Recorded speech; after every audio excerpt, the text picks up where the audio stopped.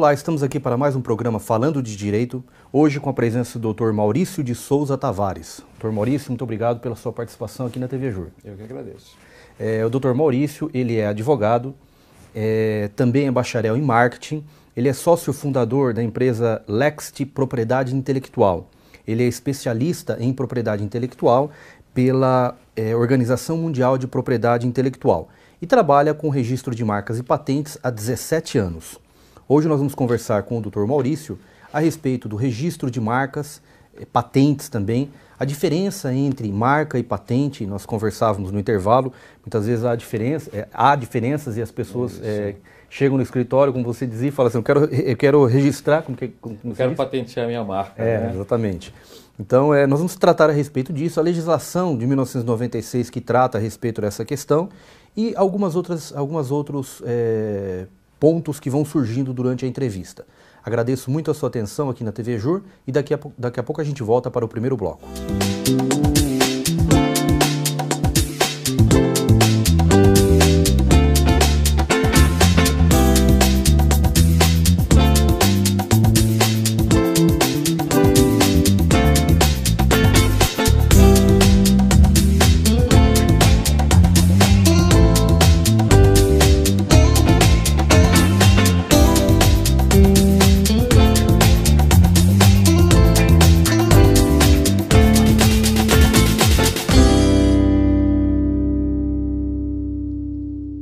Para o primeiro bloco do programa Falando de Direito, hoje com a presença do Dr. Maurício de Souza Tavares, que é especialista em registros de marcas e patentes.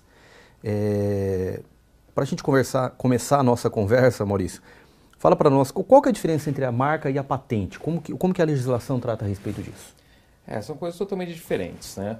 A marca geralmente é o nome de um produto ou o serviço que você está prestando diretamente ao consumidor.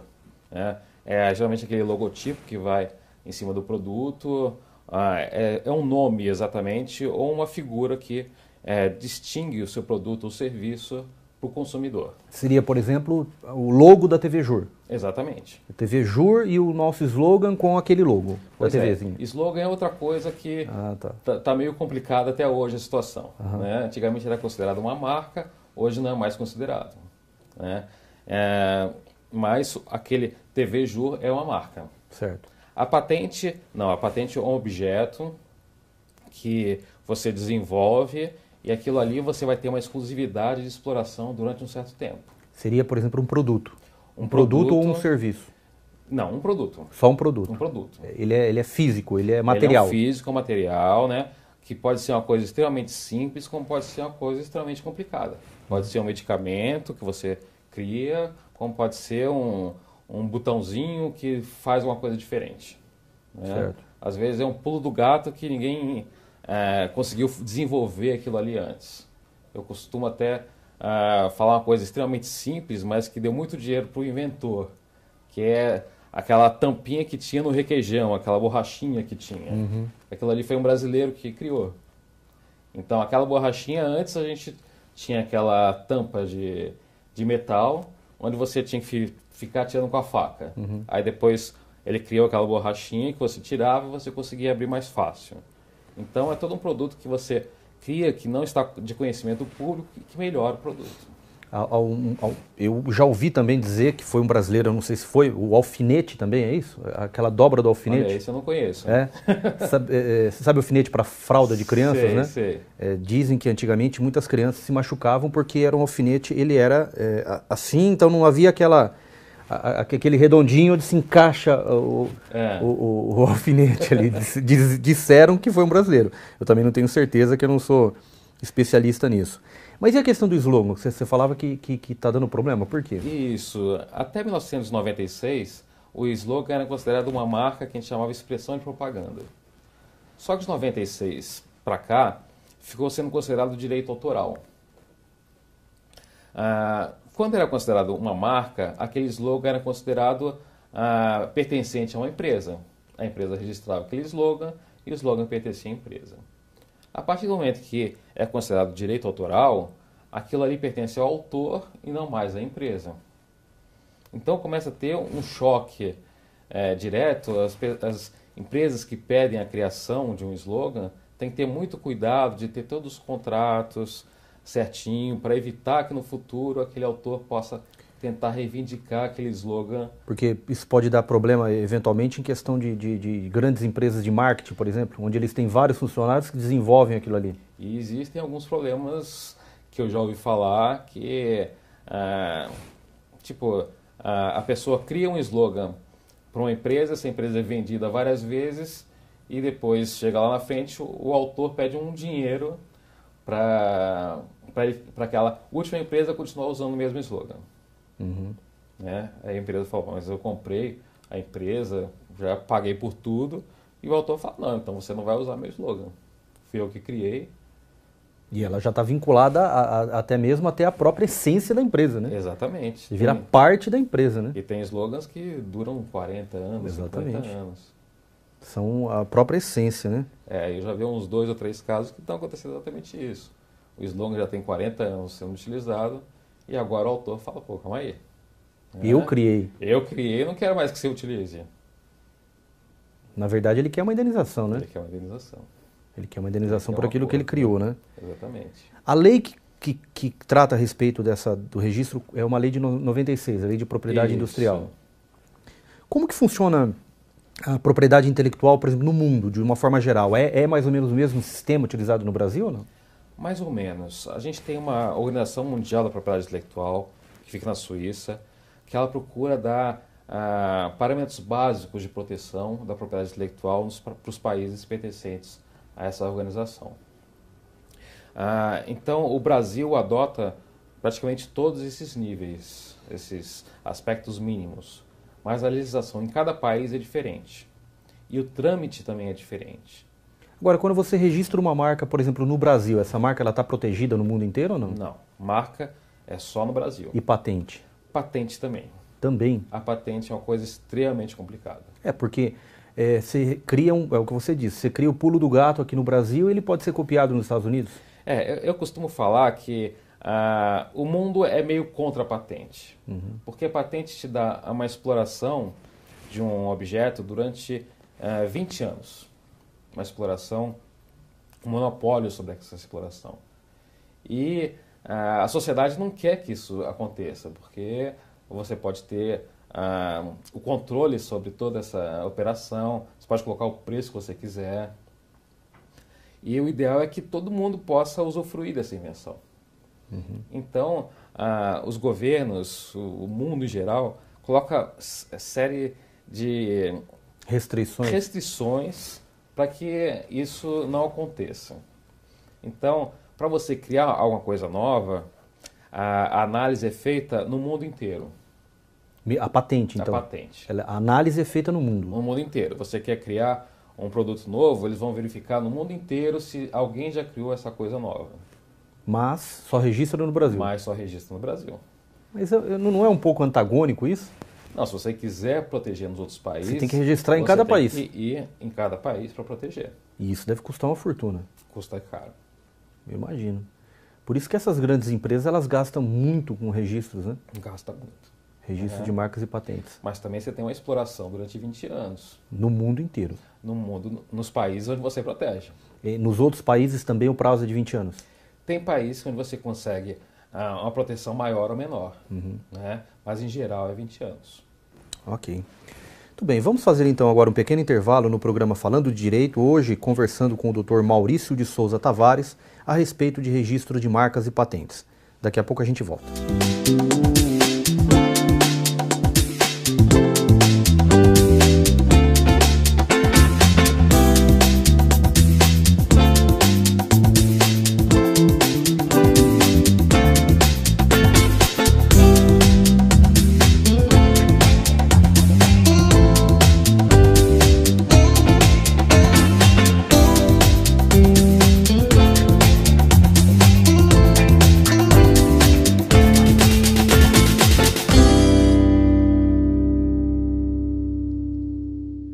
Voltando para o segundo bloco do programa Falando de Direito, hoje com o Dr. Maurício de Souza Tavares, e falamos a respeito do registro de marcas e patentes. O Dr. Maurício falava no primeiro bloco a respeito da diferença entre marcas e patentes, e a necessidade de registro dessas marcas e dessas patentes em cada país onde se pretende protegê-la. Maurício, fala para nós um pouquinho a respeito da legislação brasileira. Como que é o procedimento, os órgãos responsáveis pela proteção? Certo. A proteção de marcas, patentes, desenhos industriais e softwares, você tem que fazer junto ao Instituto Nacional da Propriedade Industrial, que é o INPI. O INPI tem delegacias em vários estados aqui do Brasil, mas a sede é no Rio de Janeiro. Houveram vários avanços nos últimos anos aí em relação à atuação do INPI. Eles conseguiram contratar vários técnicos novos, eles conseguiram desenvolver novas plataformas de sistemas. Então, eles conseguiram... hoje você já pode depositar marcas através do sistema online deles, mas a gente sempre recomenda a ajuda de um profissional para que te dê um resguardo maior sobre a proteção e que consiga acompanhar todo o processo para você. O processo geralmente é razoavelmente longo. Para você conseguir o registro de uma marca hoje, demora mais ou menos uns 3 anos. E uma patente chega a demorar uns 10 anos para você conseguir o título. Nossa, prazo longo, hein? É um prazo longo. Então, por isso que a gente insiste que você precisa de um profissional adequado para acompanhar todo esse processo, para dizer o que está acontecendo, para que você não faça todo esse esforço em vão.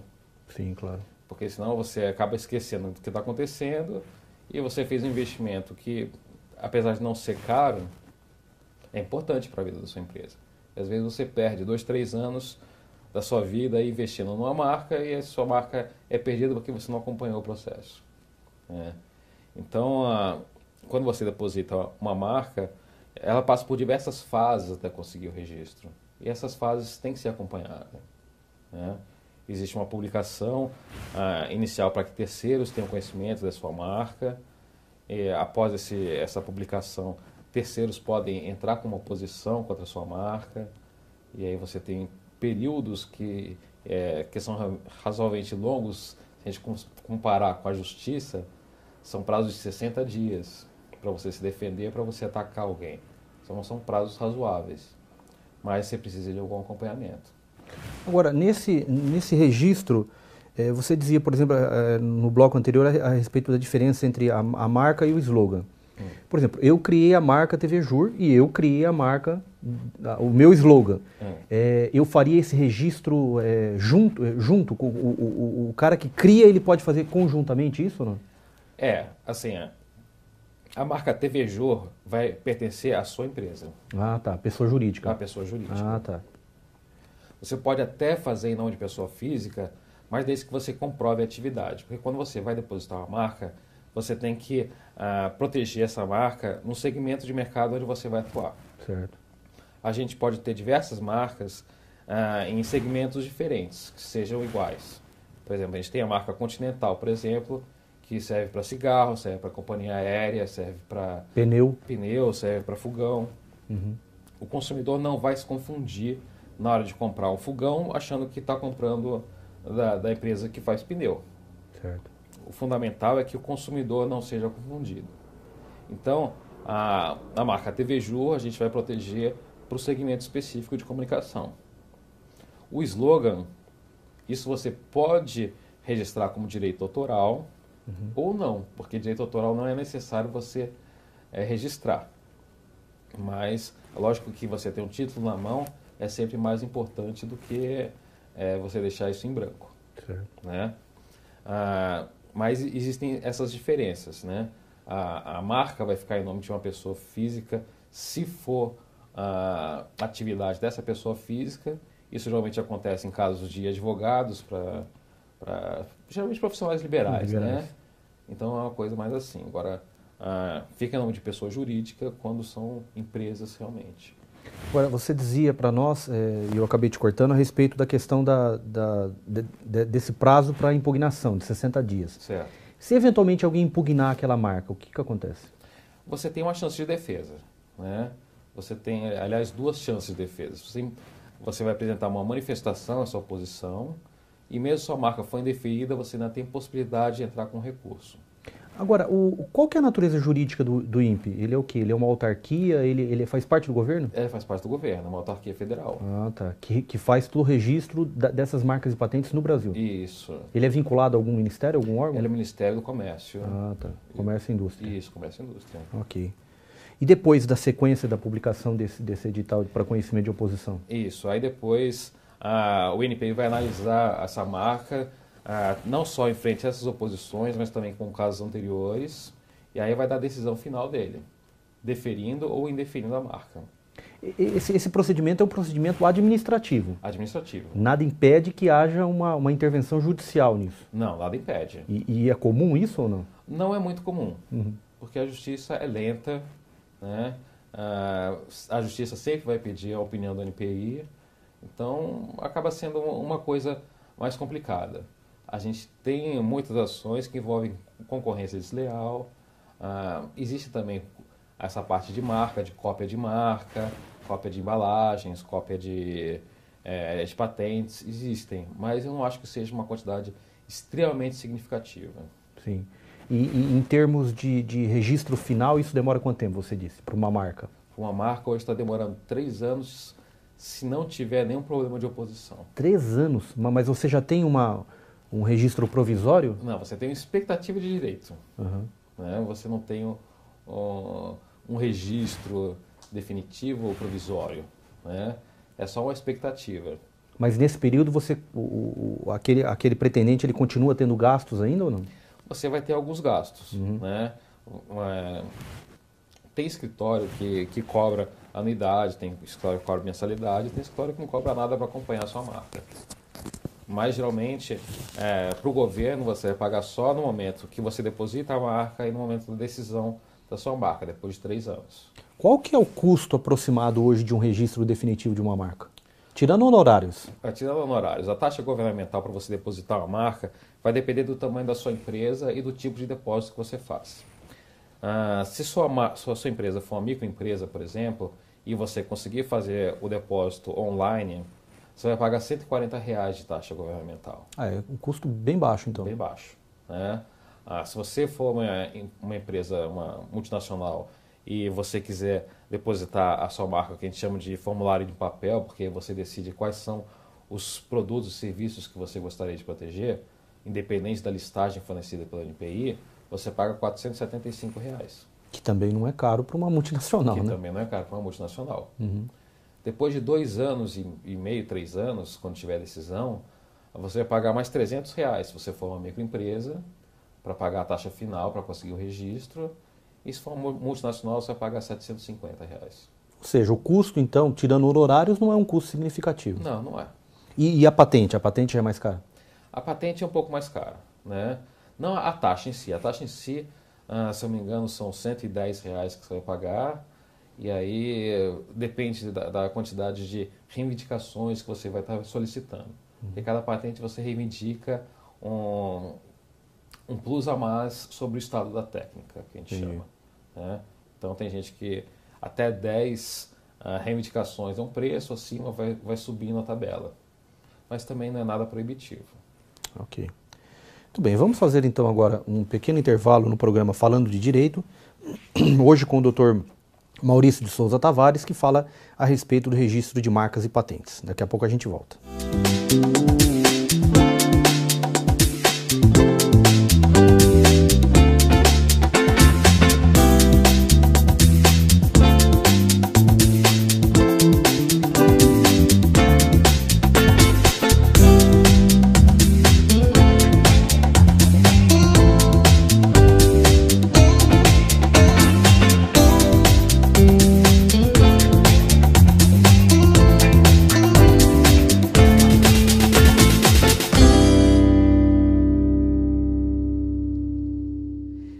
Eu queria saber do Maurício agora a respeito da questão da quebra de patentes, Maurício.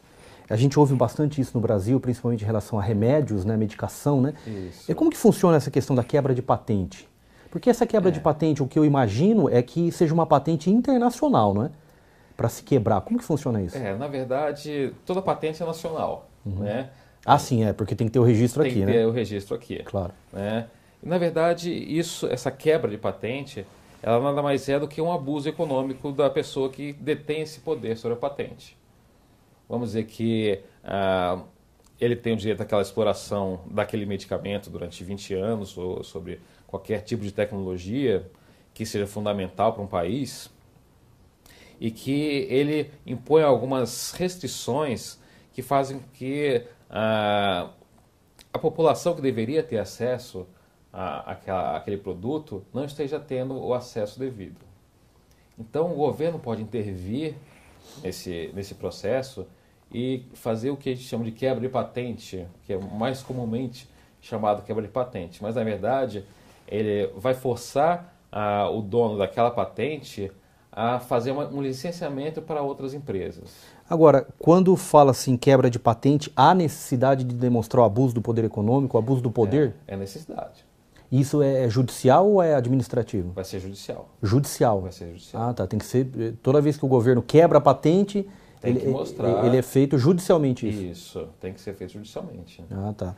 Isso aconteceu em relação aos remédios, né? Isso. Medicação contra a AIDS, salvo engano, né? Na verdade não chegou a acontecer oficialmente, né? Eles negociaram com as empresas e as empresas acabaram cedendo a negociação e vendendo por um preço mais barato, né? Tá. Então, mas é uma forma de você pressionar as empresas para as empresas abrirem mão um pouco do seu lucro para ajudar a população, vamos dizer assim. E em relação à própria medicação, o prazo também é de 20 anos? O prazo também é de 20 anos, né? É até 20 anos, porque a partir do terceiro ano de uma patente, você tem que começar a pagar uma anuidade. Ah, tá. O dono da patente, para ele ter exclusividade. Para continuar com a exclusividade. E esse valor vai subindo a cada ano. Também não são valores extremamente altos, mas vai chegar no 20º ano, você vai pagar quase R$2.000 por aí para você manter a sua patente. E a gente está num mundo onde as coisas acontecem muito rápido, né? Então, 20 anos às vezes parece um período muito longo, mas você tem que pensar que a patente foi requerida no início do projeto. Então, às vezes, para você colocar um produto no mercado também demora. E principalmente na área de medicamentos. Porque você tem que fazer teste com animais, depois teste com humano. Você vai conseguir colocar o produto para o consumidor quase depois de 10 anos do início do processo. E ele já perdeu basicamente metade Quase metade. Né? E aí tem um aspecto da lei também que protege, porque o processo de análise do NPI é muito longo. Então, a lei fala que se o processo do NPI demorar mais de 10 anos para conseguir sua patente, você, de qualquer maneira, vai ter uma proteção de 10 anos para a exploração da sua patente. Porque tem patente aí que já está há 12, 15 anos e o NPI não conseguiu decidir. E enquanto isso não se comercializa aquele produto, não se... Continua comercializando, só que a situação fica indefinida. Porque isso não proíbe que outros também o façam. Pois é, isso é uma situação complicada. Né? Os terceiros vão estar fazendo, quem tem a patente geralmente notifica o terceiro, fala, olha, você pode estar infringindo a minha patente. Mas ele não tem a patente ainda, né? Não tem a patente ainda, tem a expectativa ele está na expectativa. E aí vai tentar brigar no futuro por uma indenização retroativa. Nossa, que complicado, hein? Isso gira um imbróglio jurídico terrível, né? Terrível. Eu tive um caso, eu fui promotor de justiça numa cidade pequena lá do interior, que eu tive um caso de uma briga de patentes grande. Eu não atuei, porque o Ministério Público não atua nessa área, mas eu acompanhava o juiz que ficava perdido, porque, coitado, mil inclusive. 2 marcas de bebidas muito conhecidas, inclusive, uma mundialmente conhecida e a outra que tinha um nome quase parecido a dele, que ficavam ali o juiz perdido, completamente alucinado naquele processo monstruoso, né? E demonstração da parte autora de que houve violação da marca e aquela história toda, né? Ficava uma situação muito complicada. Acho que existe um desconhecimento muito grande não só dos empresários em relação a essa necessidade de proteção de marca e como funciona todo o processo, e acaba acontecendo exatamente isso. A própria justiça brasileira ainda não tem um treinamento adequado para solucionar esses problemas. As faculdades hoje não ensinam também propriedade industrial. É muito pouco você ter uma aula ou duas no curso de Direito. Então, Que estaria vinculada a qual disciplina? Direito civil? Direito empresarial. Direito empresarial. Então é muito pouco que você vê, né? Então acaba sendo uma coisa muito fechada e o pessoal acha que é um bicho de sete cabeças quando não é. Quando na verdade não é, né? A gente, você tocou de raspão aí na questão do desconhecimento do mercado e principalmente do desconhecimento da área, né? Qual que é a importância disso em relação ao mercado em si, ao empresário? Qual que é a importância dele ter o registro disso? Eu acho que é fundamental, né? Ele precisa entender que, antes de mais nada, proteger a sua marca ou proteger o seu invento não é uma despesa, é um investimento, né? Porque você vai poder, primeiro, trabalhar com tranquilidade e, segundo, você vai poder fazer uma ligação com o seu consumidor que vai ser uma coisa exclusiva. Você vai poder investir numa marca onde você vai ter a exclusividade de conversar com o seu consumidor, né? E além de tudo, você vai poder trabalhar de uma forma tranquila. Eu até às vezes comparo. Você tem um carro onde você faz um seguro que custa muito mais barato, muito mais caro do que você proteger sua marca. É verdade. Né? Alguns seguros de veículos custam até 10% do valor do veículo, né? Pois é, e seu veículo só reduz o valor. Só deprecia. Só deprecia. A marca não, a marca, a tendência é aumentar o valor dela, né? E você pagou por uma coisa super barata. Você pode vender a marca? Você pode vender, é um ativo da sua empresa. E ela entra como ativo, eventualmente, em balanços? Entra como ativo. E como que mensura isso? Existem várias técnicas para você mensurar o valor de uma marca. Existem um valor... Aí é uma coisa mais contábil. Né? Eu realmente desconheço os detalhes. Mas é fluxo de caixa descontado, tem uma série de técnicas aí. Mas o pessoal consegue... Tem lista de valores de marca. Tem empresas que hoje não tem fábricas, não tem nada. Só tem a marca que possui. É mito ou é verdade a história do... Não sei se você tem conhecimento também. Desculpe, aquele que faleceu, que era do Beto Carreiro. Vocês conhecem a história do Beto Carreiro? Não. Ele lançou, porque ao que consta, não sei se isso é mito também, ele lançou a primeira marca, criando aquele chicotinho, né? Sei. Com a musiquinha dele e tal, e ele fez essa propaganda durante muito tempo na televisão e não tinha nada por trás disso. Até que um belo dia surgiu ele, o Beto Carreiro, e daí ele começou a aparecer na televisão, aparecer não sei o quê, começou a criar o seu parque, etc. Você tem conhecimento disso? Não conhecia. A história diz isso, né? Que primeiro ele criou a marca, criou ali fez a propaganda em cima da marca, que não tinha nada, é o que você falou, né? Ela não existia produto, não existia o que se vender, né? Só efetivamente a marca, né? A marca, ela poderia se semelhar ao próprio ponto comercial, ela é imaterial, não é? Ela é um bem intangível. Intangível, né? É isso. E aí, mas tem um valor normal, um valor variável com o tempo, né? Antigamente a gente tinha marcas que eram consideradas marcas notórias e hoje não são mais marcas notórias. Vão perdendo valor de acordo com o tempo, né? Tem marcas, inclusive, que acabam virando o sinônimo dos produtos. Sim, exatamente. Né? Então, isso são outras histórias que são até engraçadas. E isso agrega valor para ela? Ou não? Não. Não agrega? Não. Se você perde essa exclusividade, acaba virando sinônimo, todo mundo vai poder usar no momento. Tá. E aí você perdeu uma exclusividade que você tinha de comunicação com o seu público. Isso acontece muito com detergente, com palha de aço, acontece de um iogurte, assim, né? O pessoal fala assim, mas isso acontecia antigamente. Isso acontece no dia de hoje de uma maneira extremamente rápida. E às vezes acontece só em alguns países. É verdade. Né? Outro dia eu estava falando de uma marca específica, vou até citar aqui, né? A Rimmel, por exemplo. Né? Rimmel é uma marca. Aí a gente fala para as mulheres, qual o seu Rimmel? Né? Aí o pessoal fala, meu Rimmel é essa marca E não, Rimmel é uma marca de uma empresa. Eu fui consultado pela dona da marca há alguns anos atrás, para saber por que no Brasil as pessoas achavam que o rímel era o sinônimo do produto. E eu fiquei surpreendido, falei, ué, nem eu sabia que era. Verdade, Não é? interessante, né? Agora, existe uma outra questão também que, e você que é especialista de marketing, eu acho que foi uma sacada impressionante, né? Que é também, a gente pode citar aqui a Coca-Cola e a Pepsi, né? A Pepsi, todo mundo, você ia no restaurante, dá uma Coca. Só tem Pepsi, pode ser? E ela tirou essa sacada para fazer essa propaganda que foi espetacular, né? Espetacular. Ela tirou uma sacada, tirou ali do fundo da manga, né? Exatamente. Tá joia. Vamos fazer um pequeno intervalo agora no programa Falando Direito e a gente volta daqui a pouco com o Maurício para tratar no terceiro e último bloco da questão da ideia, do projeto, se existe possibilidade de registro de ideias. Vamos trabalhar um pouquinho a respeito disso. Daqui a pouco a gente volta.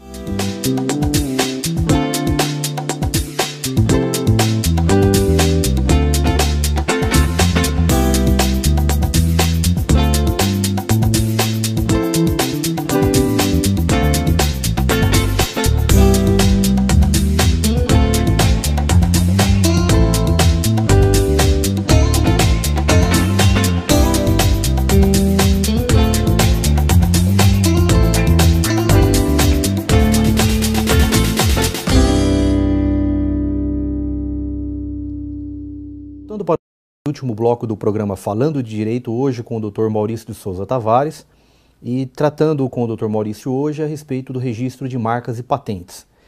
O que eu queria saber agora, Maurício, é a questão da ideia, do projeto. Isso é patenteável, digamos, isso é registrável? Certo. Não, a ideia em si não é registrável, né? Você tem até alguns países aceitam essa posição como registrável ou patenteável, né?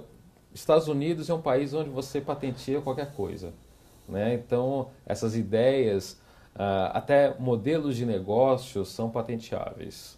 Porque o grande problema, quando a gente fala em ideia, a gente está falando exatamente a respeito disso, né? De modelo de negócio. Modelo, né? De negócio. É um plano de negócio, por exemplo. Eu quero fazer uma expansão aqui da TV Júri e quero apresentar um plano de negócio para o investidor. Isso. Qual a garantia de que ele vai me copiar essa ideia e falar não para mim e por trás ele tá fazendo? Isso, exatamente. Nos Estados Unidos você consegue fazer isso uma patente de modelo de negócio, se for uma coisa diferente realmente do mercado. Aqui no Brasil a gente não permite esse tipo de proteção. A ideia não é registrável como marca, como patente, como direito autoral, como nada. Então, nos casos onde você faz um projeto, quer apresentar isso para o investidor, que é o grande problema das startups companies, ou que gente que presta serviço para outras entidades e tudo mais, e quer evitar que essa ideia seja roubada, a gente sempre indica um contrato de confidencialidade, ou então que torne aquela ideia de alguma forma registrável, que tente proteger a marca do projeto, que tente criar um manual para aquele projeto, que seja registrável como direito autoral, alguma coisa que seja mais palpável, e não só uma ideia em si.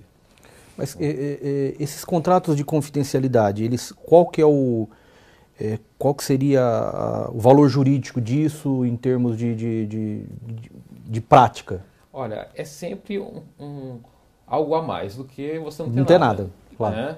Mas a gente sabe que a viabilidade disso é pequena, porque a pessoa assina aquilo ali, mas quem vai copiar não é ele. É sempre alguém que está lá na outra ponta. Então a gente tem que tentar cercar de todos os lados. Agora, esse contrato de confidencialidade seria basicamente o quê? Seria uma apresentação para ele de uma ideia onde ele se compromete a não divulgá-la? Seria não isso? Não divulgá-la, exatamente. Só isso? Só isso. Sob pena de uma multa? Exatamente. Sob pena do pagamento de uma multa, de uma indenização? Exatamente. E isso existe... Você tem conhecimento de quebra dessa confidencialidade? Tem. E execução desses valores? Isso é muito mais comum do que a gente está acostumado a achar que não acontece, né? Isso é uma coisa direta que acontece. A quebra dessa... E compensa quebrar ou não? Para alguns? Olha, eu acho que as pessoas, principalmente aqui no Brasil, não estão muito acostumadas a contratos, né?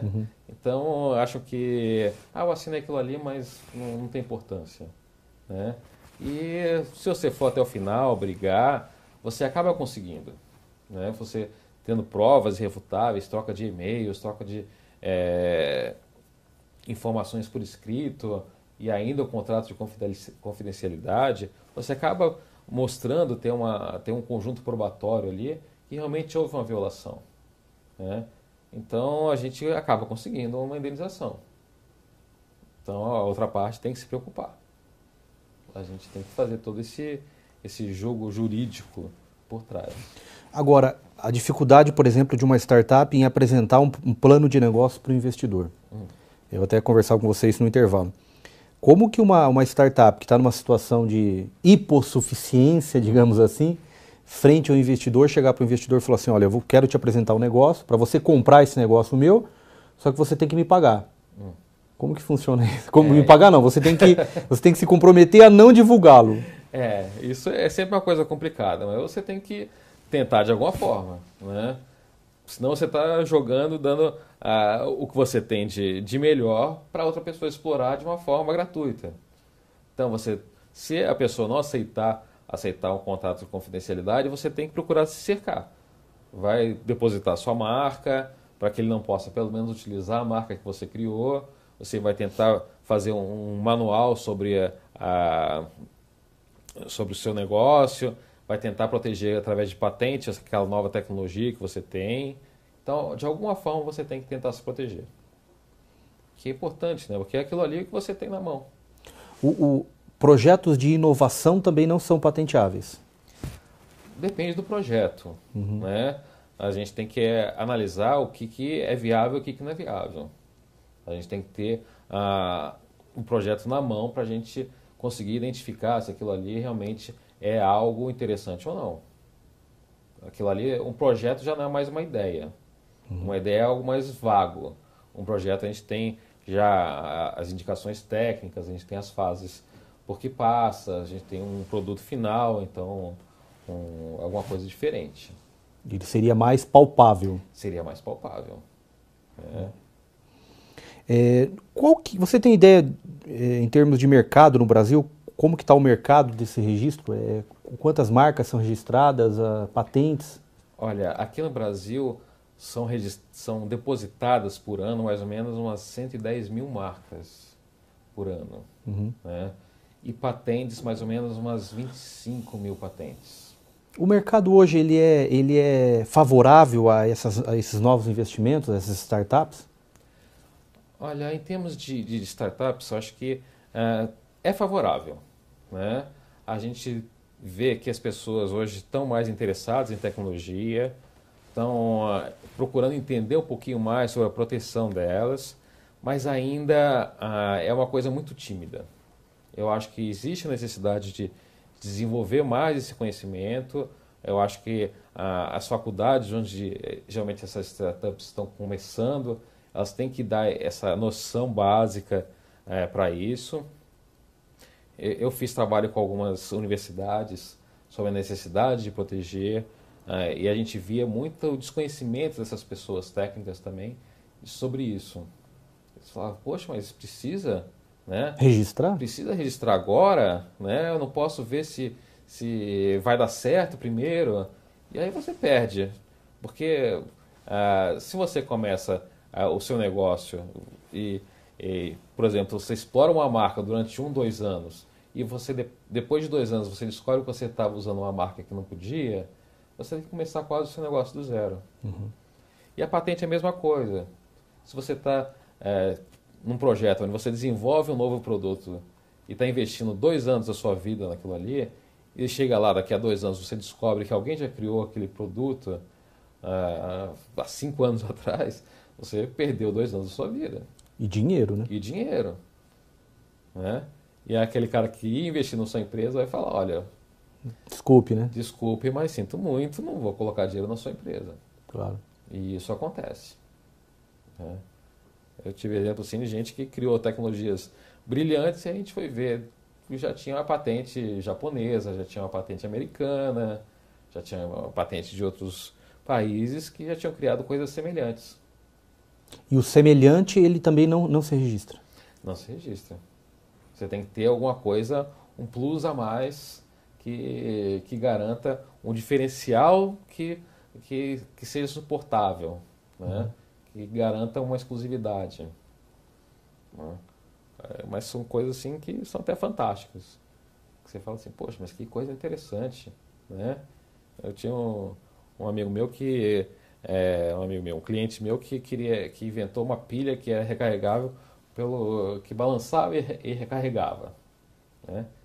Ele ficou estudando isso durante 3 anos da vida dele. Quando quis fazer a patente, já tinha uma patente dessa no Japão. Aí ele não podia mais fazer nada. É impressionante, né? É. Muito bem. Infelizmente a gente está limitado pelo tempo, Maurício, mas a entrevista foi extremamente interessante e a gente agradece imensamente a sua participação aqui na TV Jur. Eu que agradeço. Obrigado. Agradeço também a você que nos assistiu e que nos acompanha na nossa programação. Espero que você continue nos acompanhando em www.tvjur.com. Muito obrigado e até a próxima.